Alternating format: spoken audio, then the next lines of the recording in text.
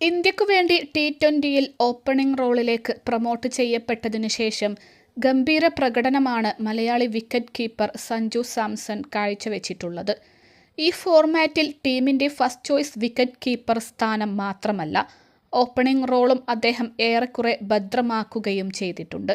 എന്നാൽ ഇന്ത്യൻ ടി20 ടീമിൽ first choice wicket കീപ്പറായി Rishabh Pant തന്നെ മതിയെന്ന് അഭിപ്രായപ്പെട്ടിരിക്കുകയാണ് മുൻ സ്പിന്നർ പ്രഗ്യാൻ ഓജ. ഇതിന്റെ കാരണം അദ്ദേഹം തുറന്നു പറയുകയും ചെയ്തു.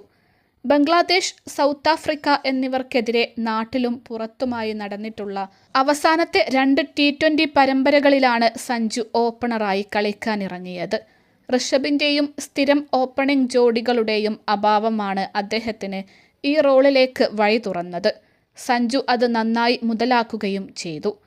പ്രശസ്ത ആങ്കറായ ശുഭാങ്കർ മിശ്രയുടെ യൂട്യൂബ് ചാനലിൽ അതിഥിയായി വന്നപ്പോഴായിരുന്നു ടി20യിൽ ഇന്ത്യയുടെ ഫസ്റ്റ് ചോയ്സ് വിക്കറ്റ് കീപ്പറെക്കുറിച്ച് പ്രഗ്യാൻ ഓജ സംസാരിച്ചത്. ഋഷഭ് പന്ത്, സഞ്ജു സാംസൺ ഇവരിൽ ആരാവണം ടി20യിൽ ടീമിന്റെ ഫസ്റ്റ് ചോയ്സ് വിക്കറ്റ് കീപ്പർ ആവേണ്ടത് എന്നായിരുന്നു മിശ്രയുടെ ചോദ്യം.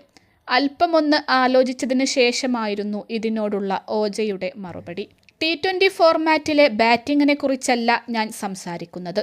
വിക്കറ്റ് കീപ്പിങ്ങിന്റെ കാര്യമെടുത്താൽ ഞാൻ തിരഞ്ഞെടുക്കുക ഋഷഭ് പന്തിനെയായിരിക്കും. ഋഷഭ് ടീമിലുണ്ടെങ്കിലും സഞ്ജു സാംസണിന് ബാറ്ററായി വേണമെങ്കിൽ കളിക്കാം.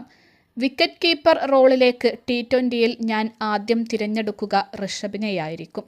അദ്ദേഹത്തിന് ജന്മസിദ്ധമായ ചില കഴിവുണ്ട്. ഋഷഭിൽ സ്പെഷ്യലായി എന്തൊക്കെയോ ചില കാര്യങ്ങളുണ്ടെന്ന് തന്നെ എനിക്ക് തോന്നുന്നു.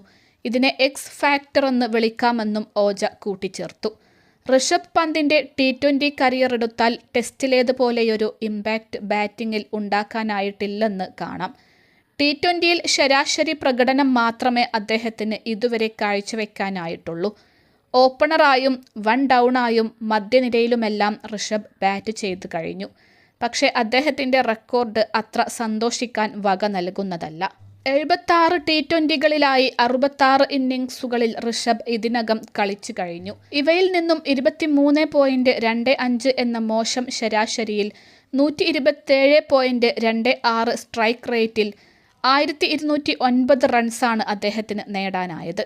ഒരു സെഞ്ചുറി പോലും ടി20യിൽ ഋഷഭിന്റെ പേരിലില്ല. വെറും 3 ഫിഫ്റ്റികൾ മാത്രമേ അദ്ദേഹം ഇതിനകം നേടുകയും ചെയ്തിട്ടുള്ളൂ. ഉയർന്ന സ്കോർ പുറത്താവാതെ നേടിയ 65 റൺസുമാണ്.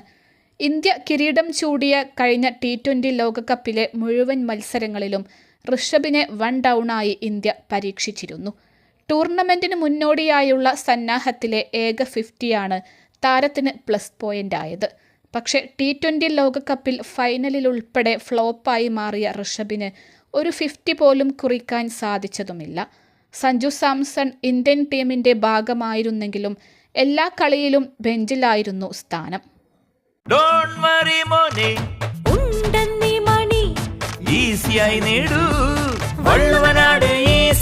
ആവശ്യം ഏതുമാകട്ടെ, പണം ഞങ്ങൾ തരും.